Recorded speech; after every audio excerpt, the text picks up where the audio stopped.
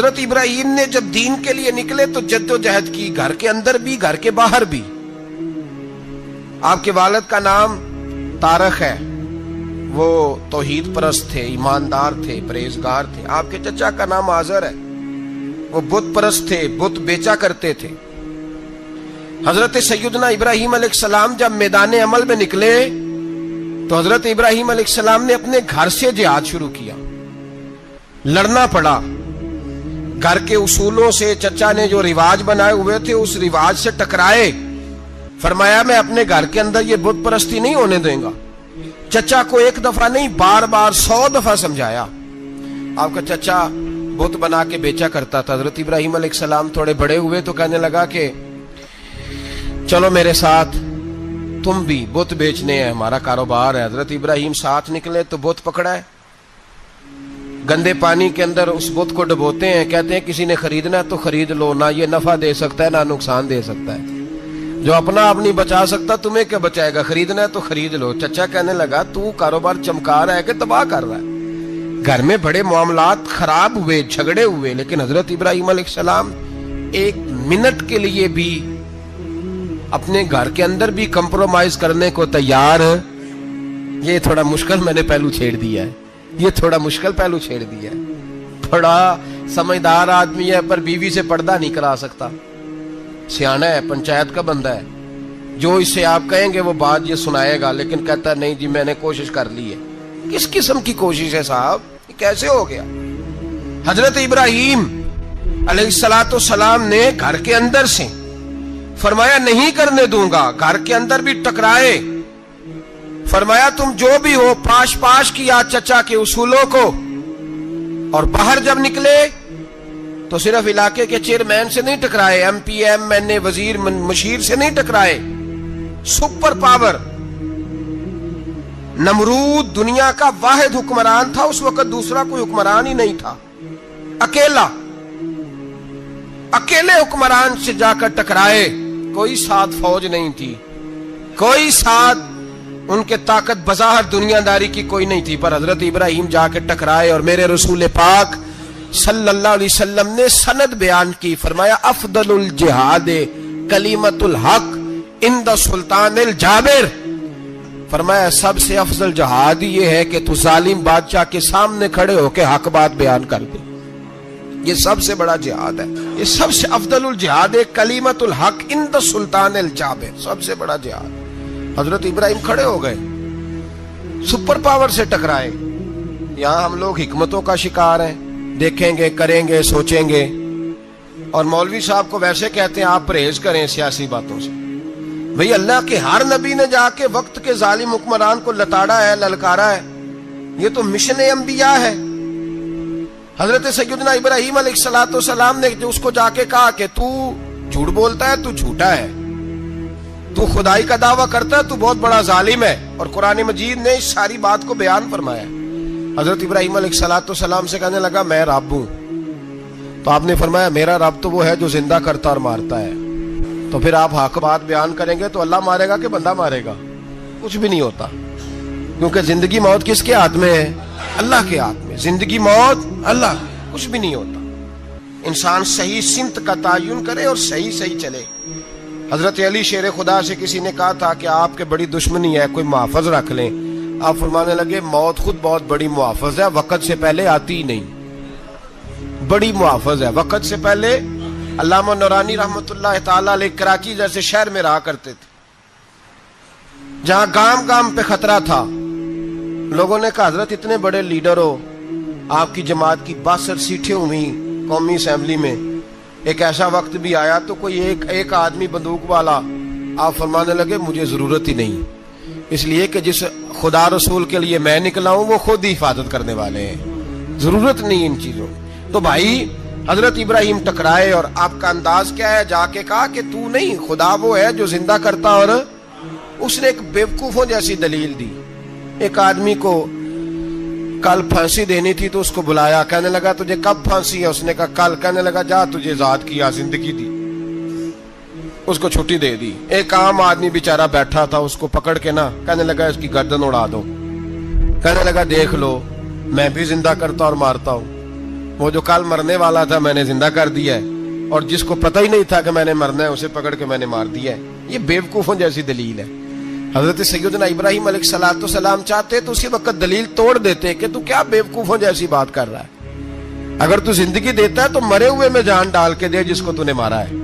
لیکن حضرت ابراہیم نے دیکھا کہ بیوقوف ہے، بیوقوفوں سے بحث نہیں ہوتی، دلیل بدل لی جاتی ہے، ان کی عقل کے مطابق بات کی جاتی ہے۔ حضرت ابراہیم فرمانے لگے میرا رب وہ ہے جو سورج مشرق سے نکالتا ہے اور مغرب میں غروب کرتا ہے، تو اگر رب ہے تو تو مغرب سے نکال کے مشرق میں غروب کر۔ فبہت الذی کفر، کافر لاجواب ہو گیا، اس کے پاس اس چیز کا کوئی جواب نہیں تھا۔ علامہ اسماعیل حقی نے خوبصورت فقرہ لکھا ہے، خوبصورت، جان ڈال دی ایک جملہ کہہ کے۔ حضرت سیدنا علامہ اسماعیل حقی رحمت اللہ علیہ فرمانے لگے چونکہ نمرود بیوقوفوں جیسی باتیں کر رہا تھا، اگر وہ یہ کہہ دیتا نا کہ میں سورج کو نکالتا ہوں مشرق سے، میں غروب کرتا ہوں معاذ اللہ مغرب میں، میں نکالتا ہوں، تو آپ اپنے رب سے کہیے کہ وہ مغرب سے نکال کے مشرق میں غروب کرے۔ علامہ اسماعیل حقی فرماتے ہیں رب کریم کی آواز قدرت تھی، مالک حضرت ابراہیم علیہ السلام کے اس، اگر وہ کہہ دیتا اور حضرت ابراہیم دعا کر دیتے تو رب کریم نے فرشتوں کو تیار بٹھایا ہوا تھا، فرمایا اگر یہ کہہ دے میرے خلیل سے کہ سورج مغرب سے نکال کے مشرق میں غروب کرنا ہے تو تیار رہنا، جس طرح خلیل کہیں گے ویسے ہی کر دیں گے۔ واتخذ اللہ ابراہیم خلیلا، ابراہیم ہمارا دوست جو ہوا، جیسے کہے گا ویسے کر دیں گے۔ حضرت سیدنا ابراہیم علیہ السلام کی باتوں کا جب جواب نہ دے سکا، دلیل نہیں بندہ دیتا، پھر لڑائی کرتا ہے، پھر جھوٹے موٹے اعتراض کرتا ہے، دلیل ختم ہوتی ہے تو لوگ ذاتیات پہ اترتے ہیں، کہتے ہیں یہ کھانستا صحیح نہیں، دیکھتا صحیح نہیں، دلیل ختم، اب ذاتیات پہ اترے، کہنے لگے مجھے پتہ چلا ہے کہ یہ فلانی جگہ گیا تھا تو وہاں جا کے اس نے اس طرح کیا ہے، پھر لوگ ذاتیات پہ اترتے ہیں، جب دلیل کا جواب دلیل سے نہیں دے پاتے پھر ذاتیات پر اتر کر حملے کرتے ہیں۔ حضرت ابراہیم کے دلائل کا جواب نمرود نہ دے سکا تو کہنے لگا کہ اس کو آگ میں ڈال دو۔ قوم گئی ہوئی تھی ساری، آپ نے بات سنی ہوئی ہے، میں نے صرف اشارہ دینا ہے، میلے پہ تو حضرت سیدنا ابراہیم علیہ السلام نے سارے بت توڑ دیے، کلاڑا بڑے بت کی گردن پہ رکھا، واپس آئے کہنے لگے بت کس نے توڑے ہیں؟ تو فرمایا اس سے پوچھو جس کی گردن پہ کلاڑا ہے۔ کہنے لگے یہ تو بول ہی نہیں سکتا، تو فرمانے لگے بڑے بیوقوف ہو جو بولتا ہی نہیں، سنتا ہی نہیں، اپنا آپ نہیں بچا سکتا، اس کی پوجا کرتے ہو؟ کہنے لگے پکڑو دلیلیں ختم ہو گئی، اس کو آگ میں ڈالو۔ بہت بڑی حویلی 45 فٹ مربع پہ مشتمل ایک حویلی بنائی گئی اور 45 فٹ اونچی۔ مختلف روایات، علامہ اسماعیل حقی کہتے ہیں کہ 3 مہینے تک نمرود نے کہا کہ اس کے اندر لکڑیاں ڈالو۔ لوگ پوچھنے لگے کتنی دنیا جلانی ہے؟ کہنے لگا بندہ تو ایک جلانا ہے پر بندہ بڑا تگڑا ہے، ایک بندہ۔ 3 مہینے لکڑیاں ڈالی گئیں، اور لوگوں کی جو تہمات ہوتی ہیں نا وہ بڑی عجیب ہوتی ہیں۔ تہمات میں نے بڑی تفصیل سے رمضان المبارک میں گفتگو کی تھی، بدشگونی، تہمات لوگ لیتے ہیں، اس وقت بھی لوگ تہمات کا شکار ہو گئے، عقیدہ بگڑ جاتا ہے تو وہ عجیب و غریب باتیں کرنے لگتا ہے، تہمات کا شکار ہو گئے۔ بیبیاں نظر مانتی، میں بیمار ہوں اگر صحیح ہو گئی تو اتنے من لکڑی دوں گی حضرت ابراہیم کی آگ جلانے کے لیے۔ ایک عورت لے کے جا رہی ہے لکڑیاں، تو ایک نیک دل آدمی نے اس سے پوچھا کہاں جا رہی ہو؟ کہنے لگی میں نے منت مانی تھی تو حضرت ابراہیم علیہ السلام کو معاذ اللہ جلانے کے لیے لکڑیاں لے کے جا رہی ہوں۔ تو وہ رب کریم کے بندے کہنے لگے تو ڈھونڈتی رہے گی، تجھے وہ جگہ ملے گی نہیں۔ وہ بی بی کئی مہینے گھومتی رہی، جگہ ہی نہیں ملی جہاں لکڑیاں ڈالنی، ماری گئی۔ تہمات کا شکار ہوئے بہت سارے لوگ، تہمات کا۔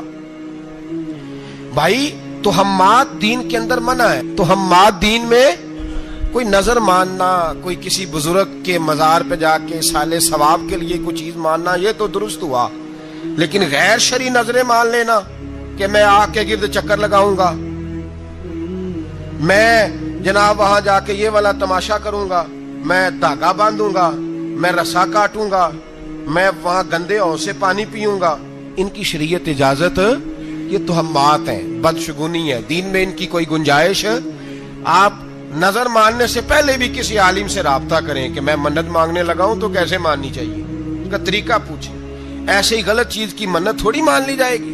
12 आलामदाम बरसरे मतलब हजरत इब्राहिम के लिए आग जलाई गई, 45 फुट ऊंची आग है, परिंदा भी ऊपर से गुजरता है तो नीचे गिर जाता है जल के। इतने दिन लगा के आग जलाई गई, अब हजरत इब्राहिम को जलाया जाने लगा है। यहाँ तो मौजे है ना, जो किसी इदारे का सरबराह है उसके लिए मौज है, किसी जगह ऑफिसर बन गया तो मौज है, पीर साहब के लिए मौज है, अल्लामा साहब के लिए मौज है, खतीब साहब के लिए मौज है। जलना किसको पड़ता है? वाली कोई नहीं रहा इल्ला माशाअल्लाह। वो लोग गुजर गए जो तकलीफें सह के काम करते थे, गुजर गया जमाना। हजरत सैयदना इब्राहिम अलैहिस्सलाम को जलाया जाने लगा है तो अब इतनी बड़ी आग है तो डाले कैसे? शैतान ने तजवीज दी कि मंजनीक बनाओ, मंजनीक, बड़े बड़े बांस बांध के उनके नीचे रस्सा बांधो। वो जिस तरह झूलने के लिए झूला बनाया जाता है, इस तरह एक मंजनीक पुराने जमाने में उसमें पत्थर रख के फेंके जाते थे दुश्मनों पे। वो मंजनीक बनाई गई कि इतनी दूर से हजरत इब्राहिम को फेंकेंगे। हाथ हजरत इब्राहिम के बांध दिए, पांव मुबारक बांध दिए, पूरी जमीन पे एक नाम लेने वाला खुदा का, और उसको आज रस्सियों में जकड़ा हुआ है। जब फेंका जाने लगा ना आग में, हूरें रोने लगी, फरिश्ते तड़पने लगे, ए अल्लाह ये क्या होने लगा है? एक तेरा खलील और वो भी आग में। फरमाया जाओ जाके उससे कहो अगर तुम्हारी मदद लेता है तो उसे बचाओ। हवा का फरिश्ता आया, कहा इब्राहिम अगर तू कहे। ओ भाई, इन चीजों को कहानी समझ के ना सुना करें, ये दास्तान नहीं, ये वो तरीके हैं जो हमारे रसूल ने हमें अपनाने का हुक्म इरशाद फरमाया है। जो अकीदे, ये वो नजरियात है जो हमें ओढ़ने को कहा गया। अपने रब करीम की रिजा पे राजी रहने के ये वो खूबसूरत मौके हैं सूफिया ने जिनको बनाकर समझाकर हम तक पहुंचाया है। ये है अहले तरीकत की बातें। वो कहते हैं यार जिस हाल में रखे राजी रहना है। हजरत इब्राहिम अलैहिस्सलाम को फेंका जा रहा है, फरिश्ता आया, ए अल्लाह के खलील अगर हुक्म दो तो इतनी हवा चलाऊं कि नमरूदी जल जाए सारे, आग उन पे फेंक दी जाए। आपने फरमाया तू जा, तुझसे मुझे कोई काम नहीं। थोड़ी देर के बाद पानी का फरिश्ता आया, कहा हुजूर इतनी बारिश बरसाऊंगा कि आग बुझ जाएगी। फरमाया तू जा, तुझसे कोई काम नहीं। अब जब मंजनीक में रख दिए गए, आग में जाने का लम्हा है, तैयारी है, हजरत जिब्रील अमीन हाजिर खिदमत हुए। कहा इब्राहिम कोई हाजत? फरमाया तुझसे कोई नहीं। कहा चलो मुझसे नहीं तो रब करीम से ही बात कर लो, मुझे पता है मैं छोटा हूं, आप मुझसे मदद क्यों लोगे, रब करीम से ही बात कर ले। तो हजरत इब्राहिम कहने लगे जिब्रील ये बता, रब को नहीं पता उसका खलील किस हाल में है?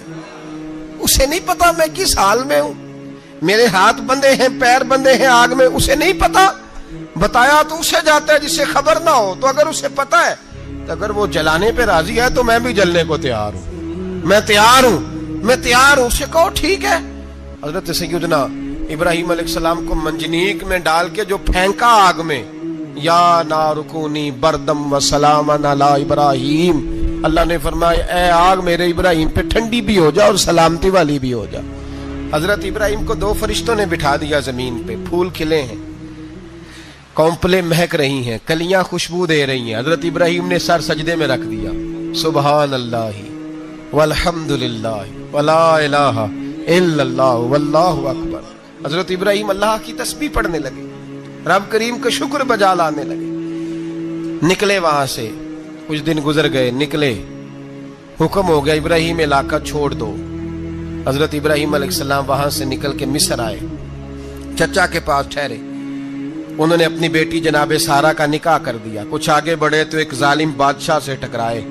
उसने एक शहजादी, एक बादशाह की बेटी कैद की हुई थी, जनाबे हाजरा नाम था, उनको कैद से छुड़ा के साथ लाए। हजरत लूत अलैहिस्सलाम भी साथ। ये 4 लोगों का काफिला चला, फलस्तीन में जाके पड़ाव डाला, घर बार छोड़ा, तबलीग शुरू हुई। हजरत इब्राहिम के घर में 2 खवातीन है, एक आपकी बीवी हैं, एक हजरत हाजरा है। औलाद कोई नहीं, बड़ा मेवा है मीठा। घर वही आबाद होता है जिसमें बच्चे रोते हैं, घर होता ही वो है जिसमें बच्चों की चंचनाहट होती है, भिन भनाहट होती है। हजरत इब्राहिम ने एक बच्चा रोते हुए देखा तो आंखों में आंसू आए, कहने लगे रब्बी हबली मिनस सालिहीन, या अल्लाह मुझे भी नेक औलाद अता कर। हजरत सारा ने सुन लिया, कहने लगी इब्राहिम शायद मेरे बतन से तो आपको नसीब नहीं, हाजरा से निकाह कर लो। जनाब हाजरा से निकाह हुआ। अल्लाह तो बड़ा बेनियाज है, रब करीम ने हजरत इस्माइल जैसा खूबसूरत बेटा अता फरमाया। बेटा काला स्याह भी हो तो सीने की ठंडक होता है, पर ये तो वो बेटा है जिसकी पेशानी में नूरे मुहम्मदी चमकता है सल्लल्लाहु अलैहि वसल्लम। हजरत सैयदना इस्माइल अलैहि इतने खूबसूरत। अब जिस बीवी के यहाँ बेटा था, बैठना उठना भी ज्यादा उसके पास, आना जाना भी उसके पास, तवज्जो उधर हो गई। जनाब सारा रश्क करने लगी। एक दिन कहने लगी इसे छोड़ आ जंगल में, बाद ये गैर ज़ीज़र इन मक्के के पास। भाई एक बेटा आलमे दीन बना लो। कहने लगा रोटी कहां से खाएगा? तेरे 5 बेटे हैं, को हाफिज़े कुरान बना, कहते रोटी कहां से खाएगा? वो बच्चा भी कहता है मैं कहां से खाऊंगा। हजरत इब्राहिम अलैहिस्सलाम तो चंद महीने का बच्चा छोड़ आए, तो कहां से रोटी खाई हजरत इस्माइल ने? कहां से खाई उनकी अम्मा ने रोटी? भूखे मर जाते हैं ये सारे। मैं बड़ी जिम्मेदारी से कहा करता हूं कि जितनी खूबसूरत रोटी अल्लाह करीम दीन के खादिमों को अता करता है, शायद किसी और के नसीब होती हो, लेकिन हम लोग तवज्जो ही नहीं कर रहे। हमारा ज़ौक़ ही नहीं बन रहा, हम ये मेहनत ही नहीं कर रहे कि कौम को मुस्तनद उलमा की जरूरत है। इलाकों के इलाके खाली हैं, इधर हमारा मिजाज ही नहीं बन रहा, तवज्जो ही नहीं दीन की खातर। और फिर चले बच्चे तो बात की बात है ना, जो अभी खुद जवान है वो भी तो ये दुआ। एक साहब मुझे कहने लगे मैं दुआ मांग रहा हूं, अल्लाह मुझे बेटा दे तो मैं उसे दीन पे लगाऊंगा। तो मैंने कहा आप भी बूढ़े नहीं हुए, आप खुद ही लग जाएं। बेटा तो अभी आएगा तो लगेगा ना, तो आप तो इस वक्त है, तो आप तो पहले लगे ना साहब। 2 घंटे तो निकाल के आए, दीन सीखने को काफी है। आप इतनी लंबी सोच रहे हैं कि बच्चा आएगा तो बड़ा होगा तो वो जाएगा तो देखी जाएगी। अभी तो आप हैं, तो आप तो आओ। हजरत इब्राहिम ने बच्चा वहां छोड़ा। यहां से जो उम्रा करने लोग जाते हैं ना, जो हज करने जाते हैं, उनको पता है कि वहां दुनिया की हर नेमत मिलती है, फिर भी डबल ट्रिपल पैसे लोग जेबों में डाल के जाते हैं। हजरत इब्राहिम जब वहां लेके गए तो कोई इंसान नहीं था, पानी का कतरा नहीं था, 2 किलो खजूरें, एक मशकीजा। बीवी को थमाया। हमारे घर में हजारों चीजें पड़ी हैं, लेकिन वो जो तवक्कुल है ना वो खत्म हो गया है। अल्लाह देगा, हलाल हलाल पे कनात करे, जायज जायज पे भरोसा करे, रब करीम अता करने वाला है, वो मिजाज खत्म हो गया। हजरत सैयदना इब्राहिम अलैहिस्सलाम 2 किलो खजूरें, एक मिशकीजा पानी का दे करके, और वहां बिठाया आपने अपने बच्चे को और अपनी ज़ौजा जनाबे हाजरा को, और बिठा करके ये वापस पलटने लगे तो हजरत हाजरा सलामुल्लाह अलैहा ने आवाज दी, कहा इब्राहिम किसके सहारे पे छोड़ के जा रहे हैं? जहां अबे जमजम का कुआं है ना, जो लोग गए हैं, इन्होंने सफा मरवा की सही की है, सफा मरवा से बाहर निकले ना, सरकार की विलादत का मकाम है, उस जगह पे अबे जमजम का कुआं था।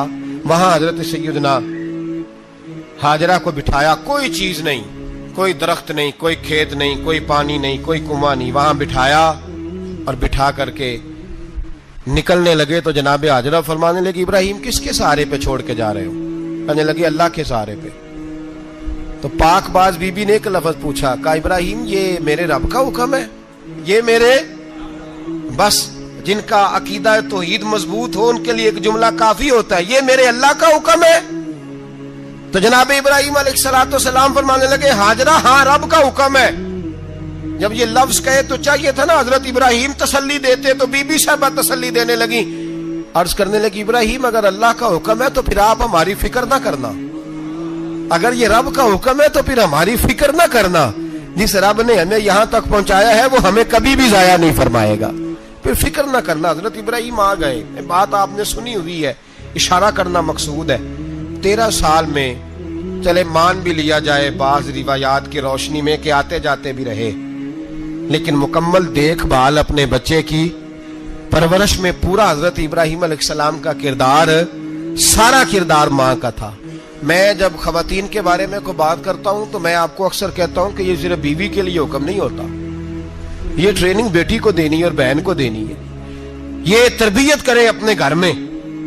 मैं तजर्बे की रोशनी में ये बात अर्ज किया करता हूं कि भाई बच्चे बाप के फर्मा बरदार उस वक्त होते हैं जब अम्मा उन्हें बाप का फर्मा बरदार करती है, और बच्चे बाप के नाफरमान भी तब होते हैं जब अम्मा उन्हें बाप का।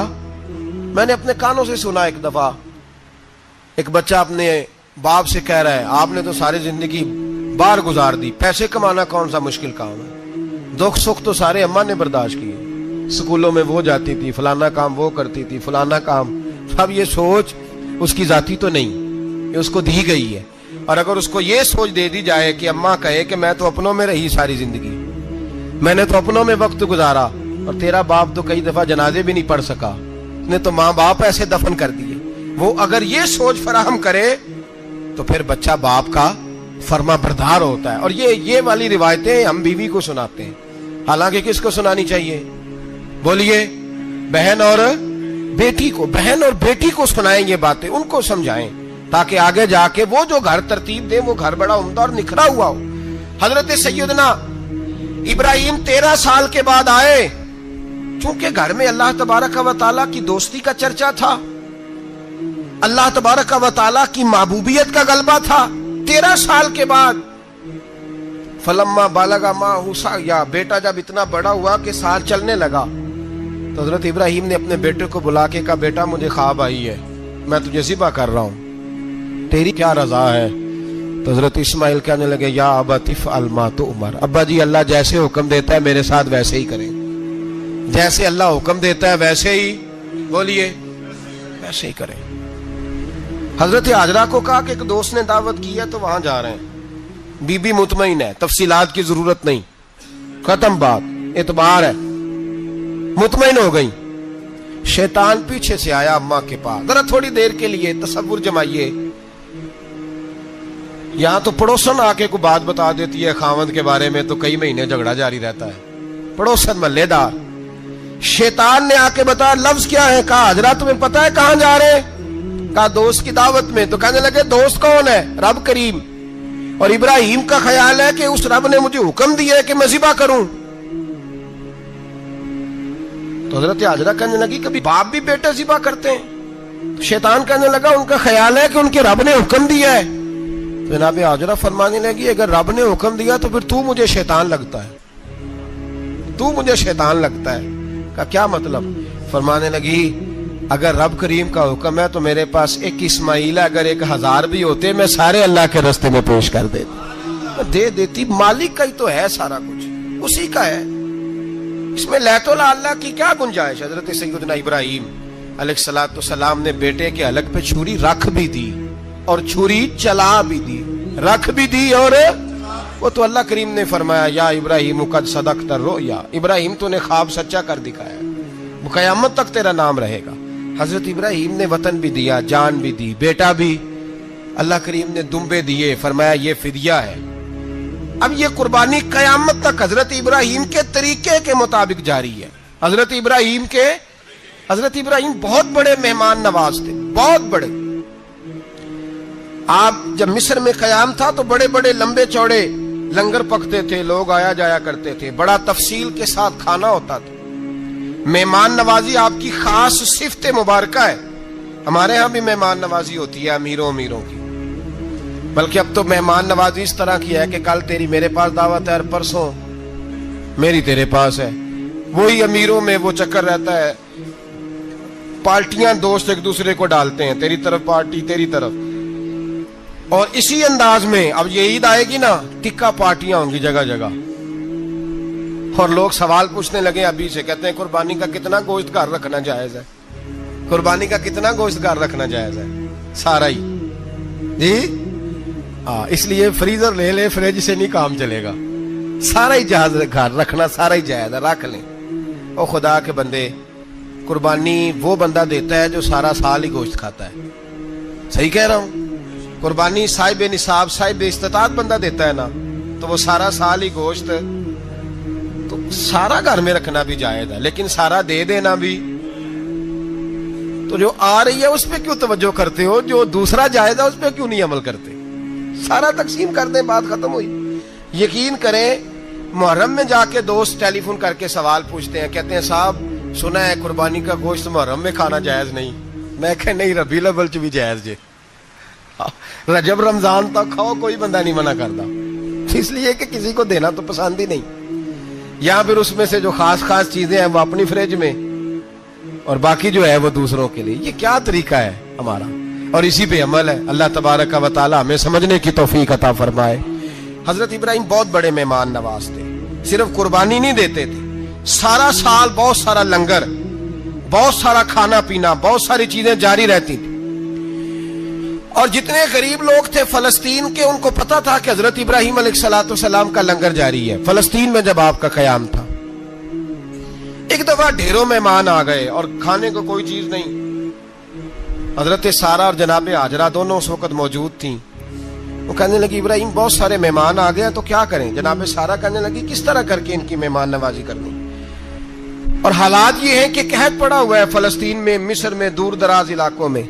تو حضرت ابراہیم کہنے لگے یہ اللہ کے مہمان ہیں اور ہمیں رب کریم کا بندہ سمجھ کے آ گئے, اللہ ہی بندوبست کرے گا. فرمانے لگے میرا مصر میں ایک دوست ہے, وہ قحط کے دنوں میں غلہ جمع کر لیتا ہے, میں اس کی طرف پیغام بھیجتا ہوں, مجھے امید ہے وہاں سے غلہ ملے گا. 2 3 5 اونٹ والے غلام بلائے اور ان کو کہا کہ جاؤ غلہ لے آؤ مصر کے دوست سے.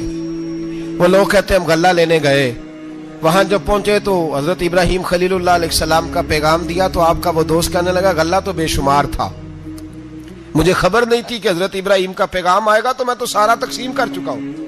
لوگ لے گئے, اب تو کوئی شے نہیں. اب وہ خالی آ گئے 5 کے 5 اونٹ. جب خالی آئے تو حضرت ابراہیم کی حویلی کی دیواریں چھوٹی چھوٹی تھیں. ان غلاموں میں سے, خادموں میں سے, آپ کے ان چاہنے والوں میں سے ایک کہنے لگا یار وہ غریب تو انتظار کر رہے ہوں گے کہ غلہ لینے گئے ہیں, ہمیں روٹی ملے گی. چھوٹی چھوٹی دیواریں ہیں, وہ جب دیکھیں گے نا خالی آ گئے تو انہیں تکلیف ہوگی. اس طرح کرو بوریوں میں ریت بھر لیتے ہیں, ریت بھر کے لے جاتے ہیں, بعد میں اندر رکھ کے انہیں سمجھا بہلا لیں گے یا حضرت ابراہیم کو بتائیں گے, وہ خود ہی ان لوگوں کی دلجوئی فرمائیں گے. اب غلہ کی جگہ ریت بھر کے اونٹوں پہ رکھ کے لائی گئی. لا کے بوریاں جب رکھ دی گئیں, حضرت ابراہیم علیہ السلام دوپہر کے وقت آرام فرما رہے تھے. بی بی سارا اٹھی, کہتی ہیں جب میں نے دیکھا نا کہ بوریاں پہنچ گئی ہیں تو گئی, غلام کو ساتھ لیا اور اس کو جب کھولا نا تو کہتی اتنی حسین گندم میں نے پہلے کبھی دیکھی نہیں تھی, اتنا پیارا دانا میں نے کبھی ملاحظہ ہی نہیں کیا تھا. فرماتی ہیں جب اس کو پیس کر چکی میں روٹیاں پکائیں تو خوشبو دور دور تک پھیل گئی. اعلیٰ غذا بنی, بڑے بڑے کھانے بیبیوں نے مل کے پکائے, چن دیے گئے. حضرت ابراہیم اٹھے تو لوگ کھانا کھا رہے, سجدہ شکر ادا کیا, اور جب سجدے میں گئے تو وہی آنے لگی, پھر رونے لگے. جب پلٹ کر باہر تشریف لائے تو جناب سارا کہنے لگی ابراہیم تمہارا مصری یار بڑا اچھا ہے, اس نے اتنی اعلیٰ گندم بھیجی ہے کہ اتنی تو میں نے پیاری گندم کبھی دیکھی نہیں. جناب ابراہیم مسکرائے, فرمانے لگی سارا یہ مصری یار نے نہیں بھیجی, یہ میرے عرشی یار نے بھیجی ہے, یہ میرے عرشی یار نے بھیجی ہے. بھائی مہمان نوازی مزاج تھا, ہاتھ لٹا دینا مزاج تھا, دوسروں کی اشک شوئی مزاج تھا. حضرت ابراہیم علیہ السلام کا طریقہ ہے قربانی, حضور نے ان کا طریقہ بیان کیا. اگر سال کے بعد قربانی دینا ان کا طریقہ ہے تو سارا سال غریبوں کو روٹی دینا بھی حضرت ابراہیم کا طریقہ ہے. سارا سال غریب کی نوکری کرنا یہ بھی حضرت ابراہیم کا طریقہ ہے. بھوکے کو کھانا کھلانا یہ بھی. میرے مصطفیٰ کریم سید عالم صلی اللہ علیہ وسلم سے صحابہ نے پوچھا حضور بہترین مسلمان کون ہے, بہترین مسلمان؟ تو حضور نے فرمایا جو سلام لینے میں پہل کرے اور غریب کو روٹی کھلانے میں سب سے اچھا ہو, وہ بہترین مسلمان ہے, زبردست مسلمان. ہمارے ہاں دعوتیں ہوتی ہیں تو امیروں کی, افطاریاں ہیں تو امیروں کی, اور میرے مصطفیٰ کریم علیہ السلام نے فرمایا بدترین دعوت ہے جس میں امیر بلائے جائے غریب نہ بلائے جائے, وہ بدترین دعوت. حضرت ابراہیم کا طریقہ رہا ساری زندگی مہمان نوازی. اور دوسرا ان کا مزاج تھا, اللہ سے پیار ہو گیا تھا نا. جب رب کریم سے محبت ہوتی ہے نا, اور محبت کا احساس ہوتا ہے دل میں, پھر سجدے لمبے ہوتے ہیں. عام آدمی تو نماز بھی نہیں پڑھ سکتا, اسے خدا سے محبت ہوتی ہے وہ تہجد بھی نہیں چھوڑ سکتا. وہ یہ محبت کی بات ہے نا, جس کو پیار ہوتا ہے اس کی تہجد بھی ہے, اس کی اشراق بھی ہے, چاشت بھی ہے, اس کے عمرے بھی ہیں, اس کے حج بھی ہیں, اس کے بار بار کعبۃ اللہ کے دیدار بھی ہیں. یہ محبت الہی ہے, جوش مارتی. ان لوگ سجدہ کرتے ہیں تو اٹھتے ہی نہیں, اللہ کے بندوں سے پیار کرتے ہیں اللہ کی. حضرت ابراہیم کو رب کریم سے اتنی محبت تھی, اتنا پیار تھا کہ وہ آپ کی زندگی کے ہر پہلو سے چھلکتا تھا. ایک وقت ایسا آیا کہ اللہ تعالیٰ نے حضرت ابراہیم کو بہت زیادہ مال عطا فرمایا. इतने ऊंट गिने नहीं जाते, गायें इतनी ज्यादा कि शुमार नहीं होती, बकरे बकरियां इतनी ज्यादा के शुमार, बहुत ज्यादा माल अल्लाह ने अता फरमाया। और अभी कुछ अरसा पहले आप पीछे जाए ना, तो जो लफ्ज ये माल था वो रुपए पे तो बोला ही नहीं जाता था, वो जानवरों पे बोला जाता था। बहुत ज्यादा माल अल्लाह ने दिया, बकरियां, गायें, ऊंट, बैल, बड़ा कुछ। तो रब करीम ने फरिश्तों से फरमाया कि वत्तखज़ल्लाहु इब्राहीम खलीला, इब्राहिम मेरा दोस्त है। तो फरिश्ते कहने लगे या अल्लाह जिसे इतना कुछ दिया जाए उसने दोस्त तो बनना ही होता है, तो नवाजा ही बड़ा है, इतना माल, इतने खेत खलियान, इतना कुछ। अल्लाह करीम ने फरमाया जाओ आजमाइश कर लो, इम्तिहान ले लो। फरिश्ता इम्तिहान लेने पहुंच गया। हजरत इब्राहिम के जानवर चर रहे हैं चरागाह में, हजरत इब्राहिम भी हैं, गुलाम भी हैं, बहुत बड़ा रेवड़ है। आप तशरीफ फरमाए। एक फरिश्ता आया तो खेत में छुप के बैठ गया और बुलंद आवाज से कहने लगा सुबहान अल्लाह वल्हम्दुलिल्लाह वला इलाहा इल्लल्लाह वल्लाह। ये तस्बीह बड़ी पसंद है, महबूब ने इनकी फजीलत बयान की।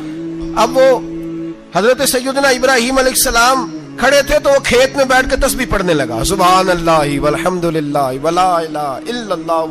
हजरत इब्राहिम कहने लगे ये मेरे रब का नाम कौन ले रहा है, बड़ी इसकी मीठी आवाज है, बड़ी, कौन है? ढूंढने लगे, घूमते घूमते उसके पास चले गए, फरिश्ता इंसानी शक्ल में। तू मेरे रब का जिक्र कर रहा था? उसने कहा मैं ही कर रहा था। फरमाने लगे यार एक दफा फिर नहीं करता? तो कहने लगा इब्राहिम पहले तो मैं अपनी मर्जी से कर रहा था, तू कहता है तो पैसे लगेंगे, पैसे है तो कर देता हूं। हजरत इब्राहिम कहने लगे बोल तू क्या लेगा, मेरे अल्लाह का जिक्र सुनाने का क्या लेगा? कहने लगा जितनी बकरियां आप चरा रहे हैं सारी दे दे तो मैं अल्लाह का जिक्र सुना देता हूं। आपने फरमाया बस जा तेरी सारी हुई, मेरे रब का जिक्र सुना। और फिर शुरू हो गया सुबहान अल्लाह अल्हम्दुलिल्लाह वला इलाहा इल्लल्लाह वल्लाहु अकबर। हजरत इब्राहिम अलैहिस्सलाम कैफ में, यार फिर जरा सुना, ना इल्मा विच फसा सानू, तू यार दी गल सुना सानू, जरा दोबारा सुना। फिर सुनाया, एक दफा फिर कहा। फरिश्ता कहने लगा बस जी आपके पैसे पूरे हो गए। हजरत इब्राहिम कहने लगे चल एक दफा और सुना। कहने लगा पैसे लगेंगे, तो क्या लेगा? कहने लगा गायें भैंसें सारी मेरी। फरमाया बस यार इतनी कीमत, तू सुना सही, सारा कुछ ही तेरा। फिर शुरू हो गया सुभान अल्लाह वल्हम्दुलिल्लाह वला इलाहा इल्लल्लाह वल्लाहु अकबर। गायें दे दी, भैंसें दे दी, वो जिक्र सुनाता है। हजरत इब्राहिम कभी मचलते हैं, कभी रोते हैं, कभी आहें भरते हैं, तू मेरे रब का नाम ले रहा है, जरा फिर से ले। कैफ जारी है। कहने लगा बस भाई। हजरत इब्राहिम फरमाने लगे तू और ले ले जो लेना है, मुझे जिक्र सुना। उसने कहा इब्राहिम बकरियां मैं ले चुका, गाय भैंसे मैं ले चुका, ऊंट रह गए, सारे ले लूंगा फिर जिक्र सुनाऊंगा। फरमाया जा तेरा हुआ तू जिक्र सुनाता रह, मैं देता हूं। दे दिया, कुछ देर जिक्र किया तो अब खामोश हो गया।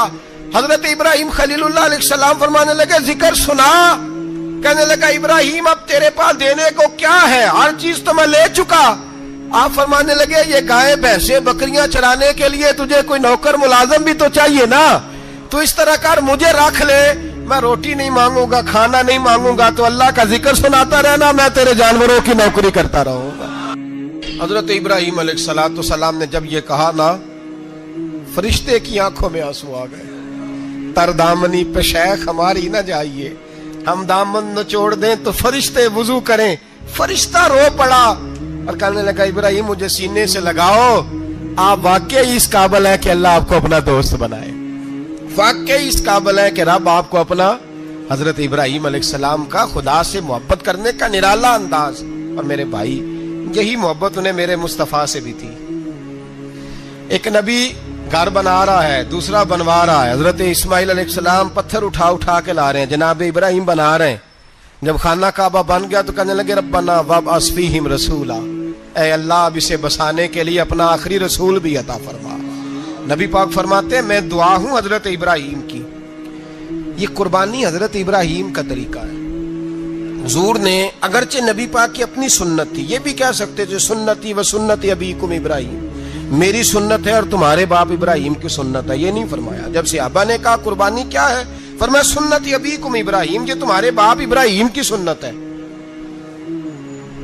हर साहिब निसाब पर कुर्बानी वाजिब है।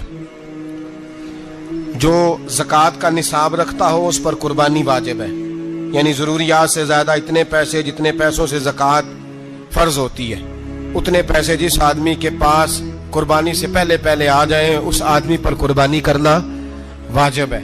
بکرا، چھترا، دمبا 1 سال کا یا دمبا 6 مہینے کا ہو پر اتنا بڑا محسوس ہوتا ہو کہ لگے کہ 1 سال کا ہے، اس کی قربانی ہو سکتی ہے۔ جانور میں کوئی عیب نہیں ہونا چاہیے، اتنا کمزور نہ ہو کہ ذبح جہاں اسے کرنا ہے وہاں وہ چل کے جا نہ سکے، اتنا کمزور جانور نہ ہو، اس کے اندر بظاہر کوئی اتنا بڑا نقص نہ پایا جاتا ہو، کانا نہ ہو، لنگڑا نہ ہو، کوئی اس کی ہاتھ نہ کٹے ہوئے ہوں، ایسا نقص جو واضح ہو۔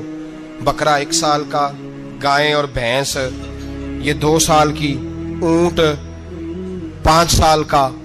اب اس میں یہ ہے کہ ہمارے بہت سارے دوست چونکہ ہم دیہاتی لوگ ہیں تو پوچھتے ہیں کہ دوندا نہیں ہے تو چوگا نہیں ہے، تو یہ ہماری پنجابی کی اصطلاحات ہیں، پنجابی کی۔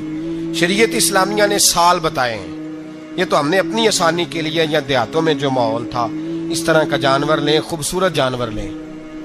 جو نصاب ہے وہ بھی میں نے آپ کو بتایا، لیکن ایک اور پہلو بھی ہے، نبی پاک صلی اللہ علیہ وسلم پہ زکوٰۃ کبھی فرض نہیں ہوئی، کبھی حضور پہ زکوٰۃ فرض نہیں ہوئی۔